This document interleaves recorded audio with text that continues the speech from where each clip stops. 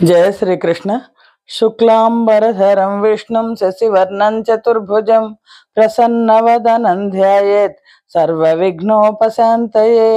कृष्णाय वासुदेवाय देवकीनन्दनाय च नन्दगोपकुमाराय गोविंदाय नमो नमः। जय श्री कृष्ण। శ్రీ మహాభాగవతం మహాకవి బొమ్మెర పోతనామాత్య ప్రణీత శ్రీ మహాభాగవతం ప్రథమ స్కంధంలో ఉన్నాం. నైమిసారణ్యంలో సౌనకాది మహర్షులకు సూత మహర్షి భాగవత గాథను వినిపిస్తున్నారు. నారద మహర్షి జన్మ వృత్తాంతాన్ని అంతా వినిపించారు. అప్పుడు సౌనకుడు సూత మహర్షిని ఒక ప్రశ్న అడిగాడు. సుఖ మహర్షి అసలు జ్ఞానిగా జన్మించాడు, ఆయన భాగవతాన్ని ఎందుకు పఠించాల్సి వచ్చింది? అలాగే పరీక్షిత్ మహారాజు అంత గొప్ప మహారాజు, ఆయనకి గంగ ఒడ్డున ప్రాయోపవేశం చేసే పరిస్థితి ఎందుకని ఉదయించింది? ఈ రెండు ప్రశ్నలకి కూడా సమాధానం చెప్పారు సూత మహర్షి. నిగమములు వేయి చదివిన సుగమంబులు గావు ముక్తి సుభగత్వంబుల్ సుగమంబు భాగవతమను నిగమంబు పఠింప ముక్తి నివసనము బుధా అని. వేదాలు 1000 సార్లు చదివినా సరే ముక్తి లభ్యం కాదు, కానీ ఈ భాగవతము అనే నిగమాన్ని ఒక్కసారి పఠిస్తే చాలు ముక్తి లభిస్తుంది అని చెప్పి, పరీక్షిత్ మహారాజు అంత గొప్ప మహారాజు, ఆయనకి గంగ ఒడ్డున ప్రాయోపవేశం చేసే పరిస్థితి ఎందుకు వచ్చింది అన్న దానికి భాగవత కథ ప్రారంభంలో మహాభారత యుద్ధం అయిపోయిన తర్వాత ఏం జరిగింది అన్నది శ్రీ సూత మహర్షి సౌనకాది మహర్షులకు తెలియజేస్తున్నారు. రాజర్షి అయిన పరీక్షిత్ మహారాజు అతని యొక్క జన్మని, ఆయన చేసిన కర్మలను, ఆయన పొందిన ముక్తిని, అలాగే పాండవుల మహాప్రస్థానాన్ని, కృష్ణుని యొక్క కథను, ఇవన్నీ కూడా నేను మీకు వివరిస్తాను అని. కురుపాండవ సంగ్రామం జరిగింది కురుక్షేత్రంలో. మహాధర్మ యుద్ధం అని అనుకుంటే అందులో యుద్ధం చేసిన వాళ్ళందరూ స్వర్గస్థులై స్వర్గానికి వెళ్ళారు, వీరులైన వాళ్ళందరూ. భీముని గదాఘాతానికి 18వ రోజున దుర్యోధనుడు మరణించడం జరిగింది. అయితే భీముని గదాఘాతానికి దుర్యోధనుడు తొడలు విరిగి కూలిపోయాడు. అప్పుడు దుర్యోధనుడు అలా పడి ఉండగా దుర్యోధనుడి దగ్గరికి అశ్వత్థామ వచ్చాడు. వచ్చి దుర్యోధనుడిని చూసి దుఃఖించి దుర్యోధనుడికి సంతోషం కలిగించడం కోసం ఒక దారుణమైన పని చేశాడు.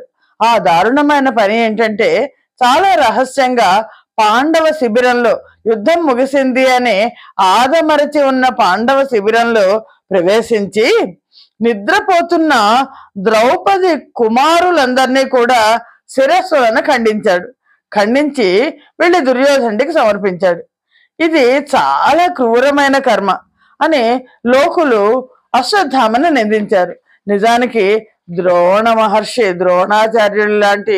ద్రోణాచార్యులు లాంటి గొప్ప గురువు యొక్క కుమారుడు అశ్వత్థామ.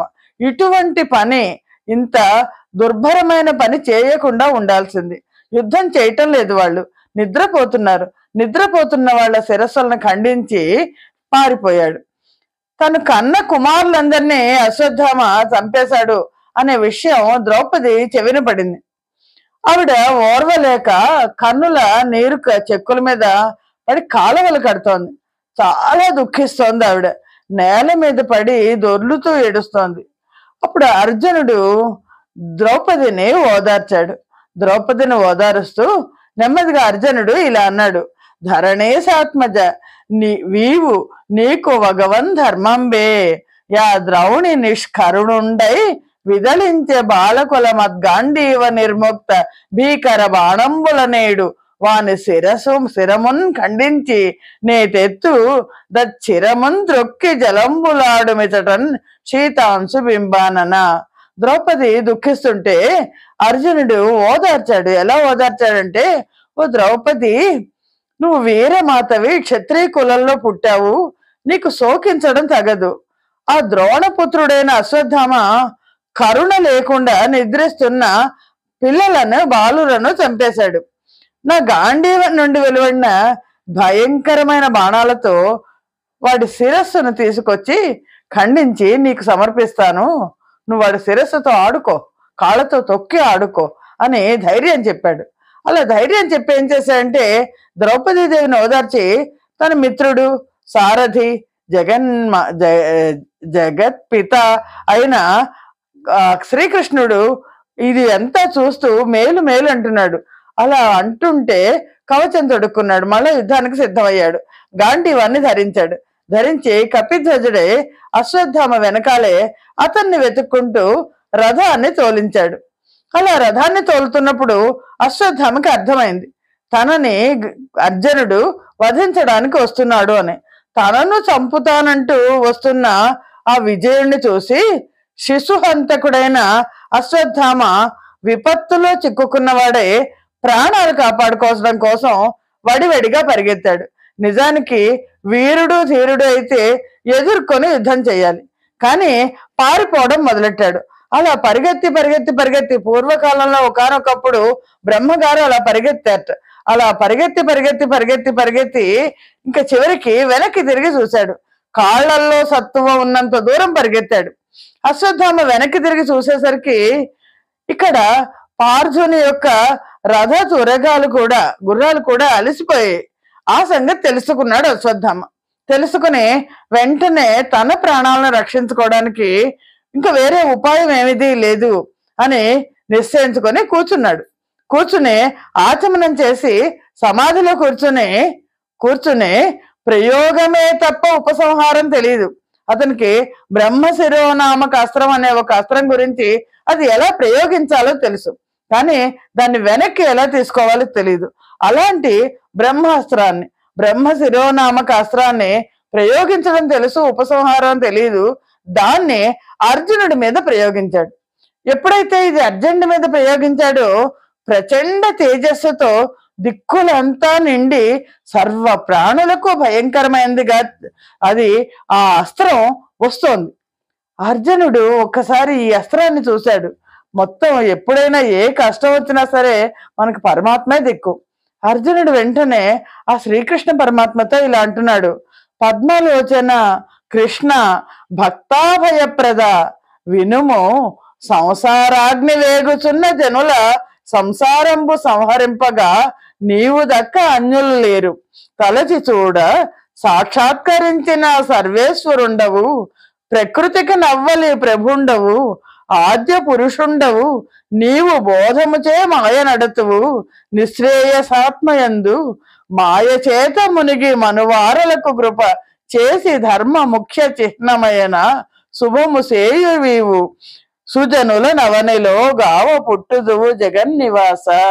ఓ జగన్నివాస, ఓ కృష్ణ, ఓ ప్రభు, ఓ పద్మలోచన, మనమందరం కూడా కష్టం వచ్చినప్పుడు ఇలాగే పరమాత్మనే వేడుకోవాలి. భక్త అభయప్రద, భక్తులకు ఏదైనా కష్టం వస్తే వెంటనే కాపాడేవాడు ఆ పరమాత్ముడు. సంసారాగ్నిలో పడి వేగుతున్న జనుల సంసారాన్ని తొలగించాలంటే నువ్వు తప్ప అన్యులు లేరు. నువ్వు సాక్షాత్తు సర్వేశ్వరుడు కదా, ప్రకృతికి అవతలి వాడివి, ప్రభుడవు, ఆద్యుడవు, పరమ పురుషుడవు. నువ్వు నీ బోధతో మాయను తొలగిస్తావు, మాయలో మునిగిపోతున్న వారికి ధర్మసమ్మతమైన శుభాలను అనుగ్రహిస్తావు. ఓ జగన్నివాస, శిష్యులను రక్షించడం కోసమే నువ్వు ఈ భూమి మీద అవతరించావు. ఇదేదో వచ్చేస్తోంది, ఇది ఒక తేజము భూమిని జదలను దిక్కులను నిండి సర్వంకషమై ఎదురై వచ్చుతున్నది, విదితముగా నెరుగ చెప్పవే దేవేశ. దేవాదిదేవ, ఇది ఒక బ్రహ్మాండమైన తేజస్సు వస్తోంది, భూమి ఆకాశము దిక్కులు నిండి ఎదురుగా వస్తోంది, ఇదేంటో నాకు తెలియటం లేదు, నాకు చెప్పాల్సింది అని అర్జునుడు ఆ శ్రీహరిని అడిగాడు. అప్పుడు శ్రీహరి ఏమన్నాడంటే, ఓ అర్జున, అశ్వత్థామ దుశ్శీలుడు, శీలం లేనివాడు. అలాంటి అశ్వత్థామ తన ప్రాణాలు కాపాడుకోవడం కోసం ప్రయోగించిన బ్రహ్మాస్త్రం ఇది మహాభయంకరంగా వస్తోంది. దాని బాణాగ్ని నీ బ్రహ్మాస్త్ర ప్రయోగం వల్ల కానీ దాన్ని మరలించడం కుదరదు. దీన్ని వెనక్కి మరలించడం అశ్వత్థామకు తెలియదు. నువ్వు దీన్ని పైన మళ్ళీ బ్రహ్మాస్త్రాన్ని ప్రయోగించు అని కృష్ణ పరమాత్మ చెప్పారు. చెప్తే అప్పుడు అర్జునుడు, కృష్ణుడు అలా చెప్పేసరికి అర్జునుడు జలాలను ఆచమించి కూర్చుని హరికి ప్రదక్షిణం చేసి అశ్వత్థామ వేసిన బ్రహ్మాస్త్రం మీద తన బ్రహ్మాస్త్రాన్ని ప్రయోగించాడు.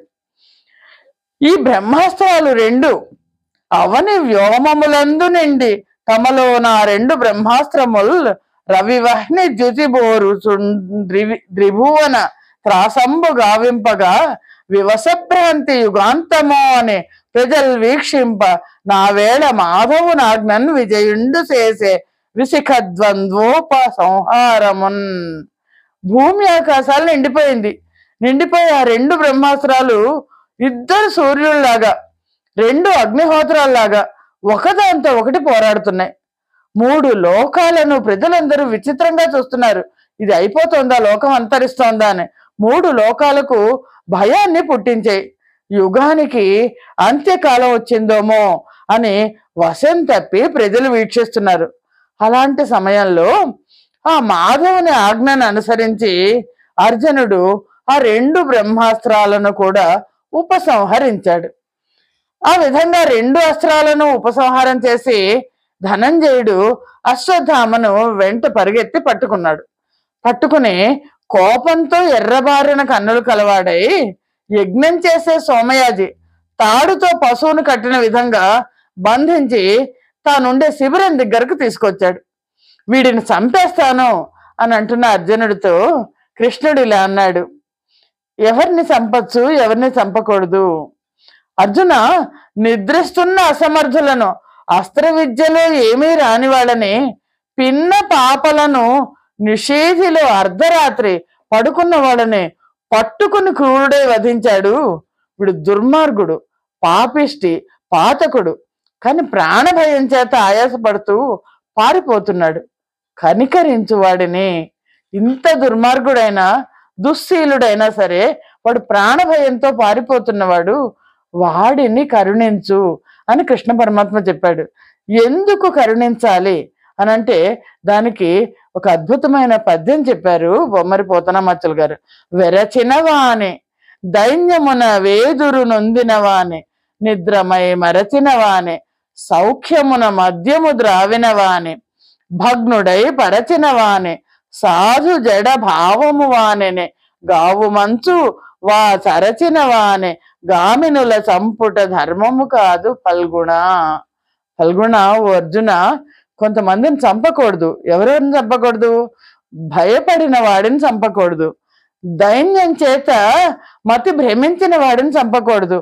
శరీర స్పృహ లేకుండా నిద్రపోతున్న వాడిని, మద్యపానం చేసి మైమరిచిపోయిన వాళ్ళని, పరాజితుడైన వాడిని, సాధుభావంలో కానీ జడభావంలో కానీ ఉన్నవాడిని, రక్షించమని ప్రార్థిస్తున్న వాడిని, అలాగే స్త్రీలను చంపడం ధర్మం కాదు అని, ఎవడు తన ప్రాణాలు రక్షించుకోవడం కోసం కరుణ లేకుండా ఇతరుల ప్రాణాలు తీస్తారో వాడు అధోలోకానికి వెళ్తాడు, అక్కడ దుఃఖాలను అనుభవిస్తాడు. కానీ అలాంటి వాడు కనుక రాజదండం వల్ల రాజుగారు వాళ్ళకి శిక్ష వేసేస్తే వాడి పాపాలన్నీ నశించి కళ్యాణం చేరుతుంది, పుణ్యలోకాలకు వెళ్తాడు. ఎంత దుర్మార్గుడైనా రాజు చేత శిక్షించబడితే దుర్మార్గుడు పుణ్యలోకాలకు వెళ్తాడు. భయభ్రాంతుడైన ఈ అశ్వత్థామను నువ్వు కఠినంగా శిక్షించావనుకో, వాడు చేసిన పాపం అంతా పోతుంది. వాడిని వదిలేసేయి, వాడిని కనికరించు, వాడిని దండించకు అని కృష్ణ పరమాత్మ ధర్మ సూక్ష్మాన్ని చెప్పారు.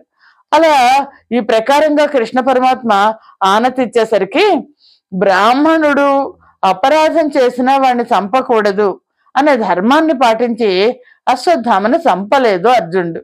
ద్రౌపదికి తను ఒక ప్రతిజ్ఞ చేశాడు కదా, శిరస్సు తీసుకొచ్చిస్తానని.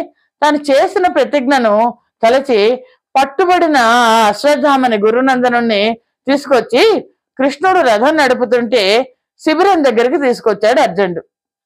తీసుకొచ్చి సురరాజ సుతుడు చూపెను దురవధి సుత శోకయుతకు ద్రుపదుని సుతకున్ బరిచలితాంగ శ్రేణి వరుష మహాపాశబద్ధ పాణింద్రౌణిన్.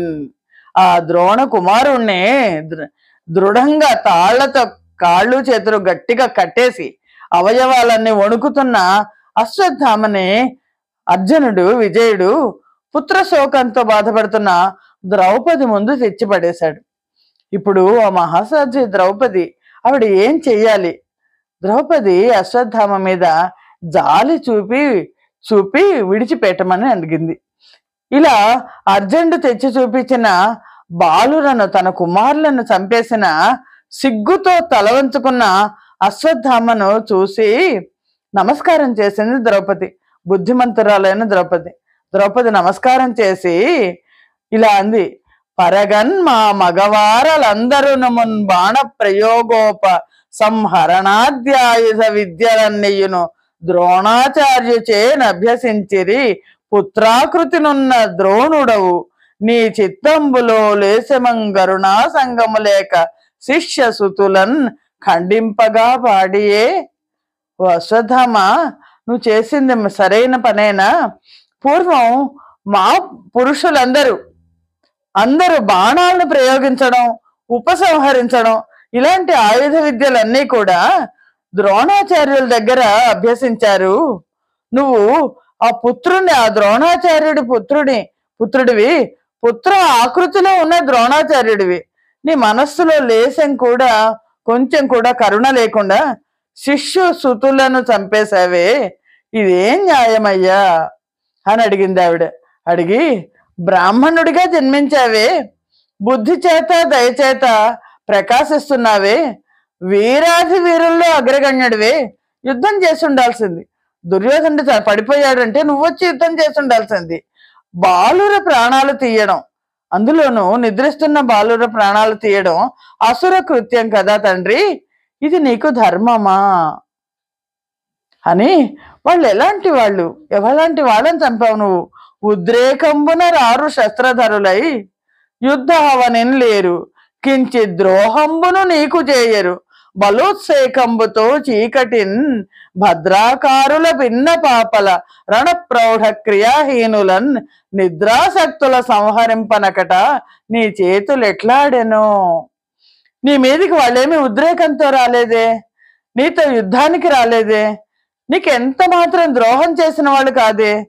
కేవలం చీకట్లో భద్రంగా నిద్రపోతున్న వాళ్ళని, చిన్న పాపలను, యుద్ధ విద్యలోకి ఇంకా అడుగు పెట్టని వాళ్ళని, నిద్రాసక్తులను కేవలం బలం ఉందనే అతిశయంతో సంహరించడానికి నీకు చేతులు ఎలా వచ్చాయ్యా అని అడిగి, అక్కడ పుత్రశోక జనితాకుల భార విషణ్ణ చిత్తనై పొక్కుచునున్న భంగి నిన్ను బోర గిరీటి నిబద్దు చేసి నేడిక్కడ కీడ్చి తెచ్చుట సహింపనిదై భవదీయ మాత నేడెక్కడ నిట్టి శోకమున నేక్రియ నేడ్చుచు పొక్కుతున్నదో.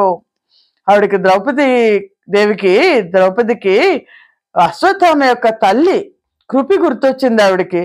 అయ్యో, పుత్రశోకంతో నేను విషాదం నిండుకున్న మనస్సుతో ఎలా బాధపడుతున్నానో, అలాగే మీ అమ్మ నువ్వు ఇలాంటి పని చేశావని తెలిసి అర్జునుడు నీ మీద యుద్ధం చేసి నిన్ను పట్టుకుని బంధించి తీసుకొచ్చి ఇక్కడికి తీసుకొచ్చాడు అనే విషయం ఆవిడ ఎక్కడుందో అక్కడ విని ఉంటుంది.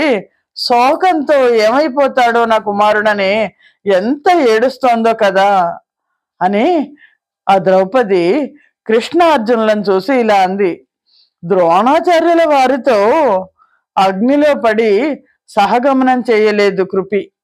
ఎందుకు అంటే కుమారుడున్నాడు, చెయ్యకుండా ఆయన ఇల్లాలు ఇంట్లో బతికుంది. పుత్రులను పోగొట్టుకుని నేను శోకంతో బాధపడుతున్నట్టే ఈ అశ్వత్థామను ఇక్కడకు తెచ్చారనే విషయం విని ఆవిడ ఎంత బాధపడుతున్నదో కదా. ఇతని ప్రాణం పోతే మహాపాపం, బ్రాహ్మణ హింసను మానేయండి, ఈ అశ్వత్థామని క్షమించి వదిలేసేయండి అని ద్రౌపది చెప్పింది. అది కృష్ణ పరమాత్మ కూడా చెప్పారు. చెప్తే భూపాలకులకు విప్రుల గోపింపంజేయదగదు కోపించిన కోపానలంబు మొదలికి భూపాలాటవుల గాల్చు భూకంపమునన్. భూమిని పరిపాలించే రాజులు విప్రులకు ఆగ్రహాన్ని తెప్పించకూడదు. ఒకవేళ విప్రులకే కనుక రాజుల ఆగ్రహాన్ని తెప్పిస్తే ఆ కోపాగ్నికి ఆ భూపతుల వంశాలు భూకంపం వచ్చినట్లు నాశనం అవుతాయి అని ఈ విధంగా ద్రౌపది ధర్మసమ్మతంగా, కరుణ సమ్మతంగా, నిష్కపటంగా, సమంజసంగా, శ్లాఘనీయంగా పలికిన పలుకులు విని ధర్మరాజు చాలా సంతోషించారు. నకుల, సహదేవ, సాత్యకి, ధనంజయ, కృష్ణులు అంగీకరించారు అశ్వత్థామని చంపరాదు అని. అశ్వత్థామ చేసిన తప్పు మళ్ళా వీళ్ళు చెయ్యకుండా, అంటే లోబడిపోయి ఉన్న వాడిని చంపరాదు. భీముడు మాత్రం చాలా కోపం వచ్చింది. కొడుకుల బట్టి చంపెనని కోపము నొందదు బాలఘాతకున్ విడువు మటంచు చెప్పెడిని వెర్రిది ద్రౌపది వీడు విప్రుడే విడువగనేల చంపుడిటు వీనిని మీరలు సంపరేని నా పిడికిటి పోటునన్ శిరము భిన్నము చేసేద చూడుడిందరున్. కానీ అందరూ సంతోషించారు, కానీ భీముడు సంతోషించాల. భీముడికి చాలా కోపం వచ్చింది. కొడుకులను పట్టి చంపాడని కోపం రాకపోగా ఈ బాలఘాతకుడిని, పిల్లల్ని చంపిన వాడిని విడిచిపెట్టమంటుంది ఏంటి ద్రౌపది? వెర్రిది, వీడు బ్రాహ్మణుడా, వీడిని విడిచిపెట్టడం కుదరదు. చంపితే మీరు చంపండి, లేకపోతే మీరు కనుక చంపకపోతే నేను నా పిడికిటి పోటుతో వీడి శిరస్సుని మీరందరూ చూస్తుండగా ఒక్కసారి కొట్టి చంపేస్తాను అన్నాడు. అంటే అలా అనేసరికి భీముడు అశ్వత్థామ మీదకి వెళ్తుంటే ద్రౌపది అడ్డం వచ్చింది. భీముని వేగిరిపాటు చూసి కృష్ణుడు చతుర్భుజుడై 2 చేతులు చాచి భీముణ్ణి వారించాడు, పట్టుకున్నాడు. మిగతా 2 చేతులతో పాంచాలిని తొలగించాడు. ద్రౌపది అశ్వత్థామకు అడ్డం వస్తే కృష్ణ పరమాత్మ 2 చేతులతో ద్రౌపదిని పక్కకి నెట్టి భీముణ్ణి గట్టిగా పట్టుకున్నాడు. ఒక 2 చేతులతో పట్టుకుని నవ్వుతూ ఆ పరమాత్మ భీముడితో ఇలా అన్నాడు, ఈ అశ్వత్థామ వీడు శిశుహంతకుడు, దురాత్ముడు, ఆతతాయి అంటే చంపదగినవాడు. కానీ బ్రాహ్మణుని చంపకూడదు అని వేదం అంటోంది కదా, వేద ధర్మాన్ని దృష్టిలో ఉంచుకుని వీడిని రక్షించడం తక్షణ కర్తవ్యం, యథార్థాన్ని నువ్వే ఆలోచించు అన్నాడు. ఆ విధంగా ధర్మాన్ని తెలియపరిచి భీముణ్ణి ఒప్పుకునేట్లుగా చేసి అర్జునుడితో ఇలా అన్నాడు, ద్రౌపదికి నాకు భీమసేనుడికి అర్థమయ్యేట్లుగా నువ్వు ఒక ప్రతిజ్ఞ చేసావు కదా, అశ్వత్థామ శిరస్సు తీసుకొచ్చి పడేస్తానని. ఇంతకు ముందు నువ్వు చేసిన ప్రతిజ్ఞ సిద్ధించేట్లు నేను చెప్పినట్లు చెయ్యి. ఆ చెప్పడం అని నారాయణుడు ఏం చెప్పాడంటే, ఈ విధంగా అనుమతి పొందినవాడై అర్జునుడు చేశాడు. లోకం చేత కొనియాడబడేవాడు, ఇంద్రుని కుమారుడు, మహావీరుడు అయిన అర్జునుడు తన భయంకరమైన కత్తితో అశ్వత్థామ శిరోజాలను ఖండించాడు. లోపల మెరుస్తున్న మహారత్నాన్ని తన కీర్తి వెలుగునట్లుగా తీసుకుని కట్టిన తాళ్ళన్నీ విప్పేసి శిబిరం నుంచి బయటికి పంపించేశాడు. నిబ్బరపు బాలహంతయు గొబ్బున దేజంబు మణియు గోల్పడి నతుడై ప్రబ్బిన వగచే విప్రుడు సిబ్బితితో నొడలి గబ్బు సెడి వడి జనియన్. శిరస్సు మీద ఉండే వెంట్రుకలు కట్ చేశాడు.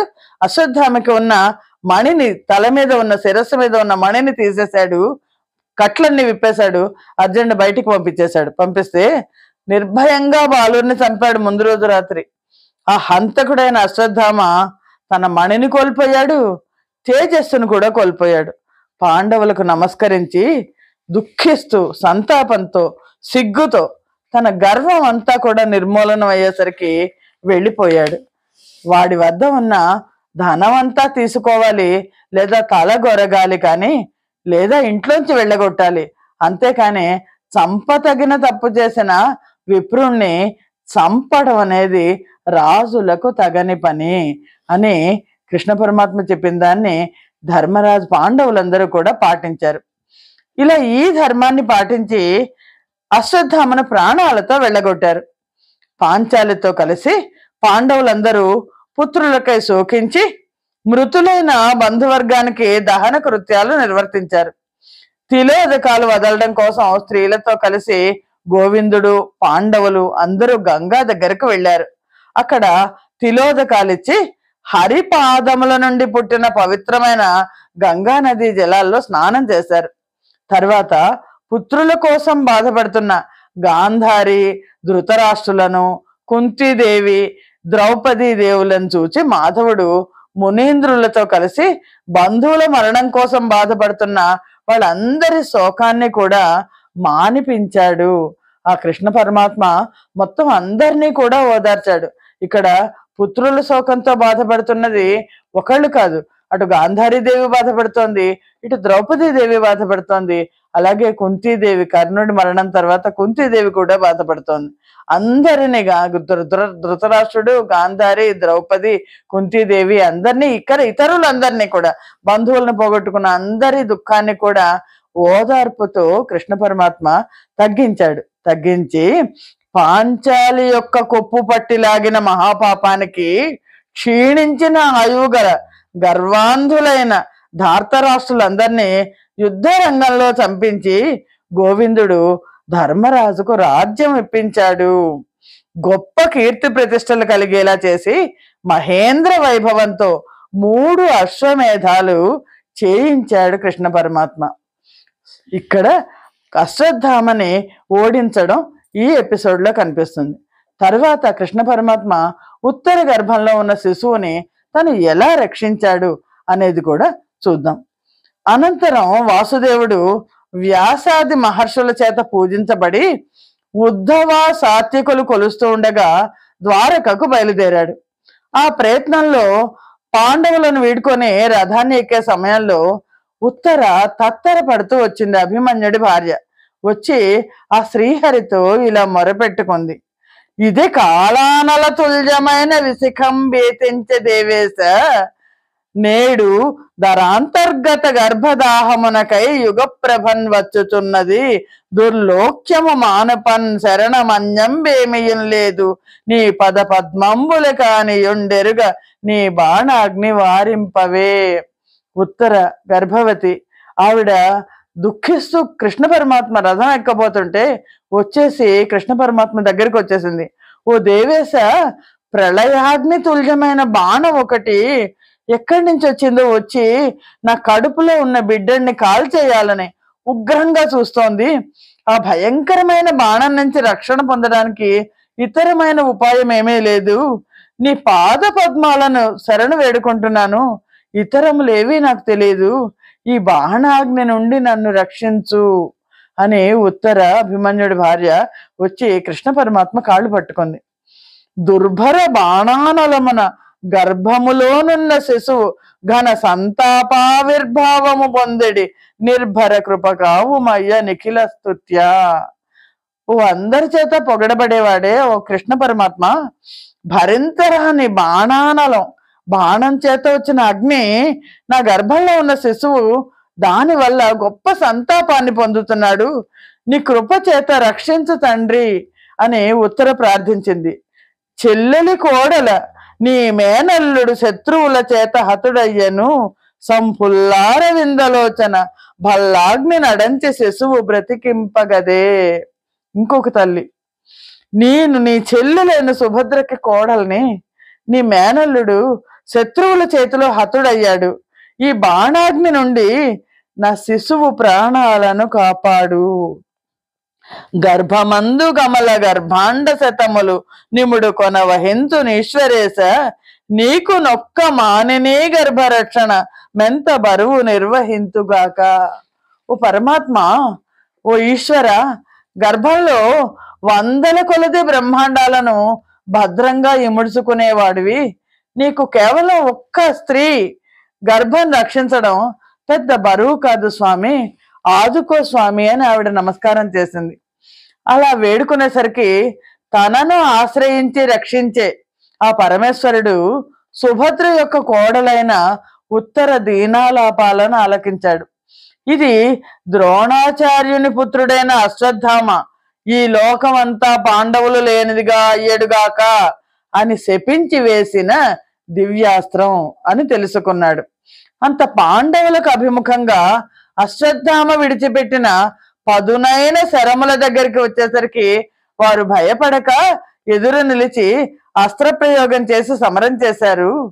తనను సేవించాలనే చింత తప్ప అన్య చింత కొంతైనా లేని సజ్జనులైన ఆ పాండు కుమారులను కాపాడాలనే వాత్సల్యంతో అశ్వత్థామన వేసిన బ్రహ్మాస్త్రాన్ని అడ్డుకోవడం కోసం సర్వశత్రు సమూహాన్ని సాధించేది, దేవతలను కాపాడేది ఆయన తన చక్రాన్ని అడ్డు వేశాడు కృష్ణ పరమాత్మ. ఈ సూక్ష్మ రూపంలో సకల ప్రాణి హృదయాల్లోనూ జ్యోతి స్వరూపంలో ఉండే ఆ శ్రీకృష్ణుడు పాండవ వంశాంకురాన్ని రక్షించడం కోసం చక్రహస్తుడై వైష్ణవ మాయతో గర్భస్థ శిశువును కప్పి అశ్వత్థామ బ్రహ్మాస్త్రాన్ని అణిచివేశాడు. సకల ప్రాణి హృదాంతరాళముల భాస్వజ్యోతి అయ్యుండు సూక్ష్మ కళుండచ్యుతుడు అయ్యడన్ విరటజా గర్భంబుదా చక్రహస్తకుడై వైష్ణవ మాయగప్పి కురు సంతానార్థి అయి అడ్డమై ప్రకట స్ఫూర్తి నడంచె ద్రోణతనయ బ్రహ్మాస్త్రమున్ లీలతోన్. ఆ అశ్వత్థామ వేసిన బ్రహ్మాస్త్రం యొక్క ఆ చివరి భాగం, పాండవులందరూ కూడా రక్షించబడ్డారు. కానీ అపాండవ మొగ్గా కానేసరికి పాండవుల వంశాంకురం ఉత్తర గర్భంలో ఉన్న ఆ పరిషింతుని తన చక్రంతో సహా రక్షించాడు ఆ కేశవుడు. ఈ విధంగా అశ్వత్థామ వేసిన తిరుగులేని బ్రహ్మశిరోనామకం అనే దివ్యాస్త్రం వైష్ణవ తేజం చేత నిరర్ధకం అయిపోయింది. తన మాయా ప్రభావంతో సకల లోక సృష్టి స్థితి సంహారాలు వనరించు హరికి ఒక బ్రాహ్మణ యువకుని బాణాన్ని నివారించడం పెద్ద విచిత్రం కాదు. అప్పుడు కుంతీదేవి పాండవులతోనూ ద్రౌపదీదేవితోనూ కలిసి వెళ్ళడానికి సిద్ధంగా ఉన్న హరిని ఈ విధంగా స్తుతించింది. తర్వాత ఎపిసోడ్లో చూద్దాం. స్వస్తి ప్రజాభ్య పరిపాలయంతాం న్యాయేన మార్గేణ మహిమహీషాః గోబ్రాహ్మణేభ్య శుభమస్తు నిత్యం లోకా సమస్తా సుఖినో భవంతు. సర్వం శ్రీకృష్ణార్పణమస్తు. యదక్షర పదభ్రష్టం మాత్రహీనం తు యద్భవేత్ తత్సర్వం క్షమ్యతాం దేవ నారాయణ నమోస్తుతే. జయ శ్రీకృష్ణ.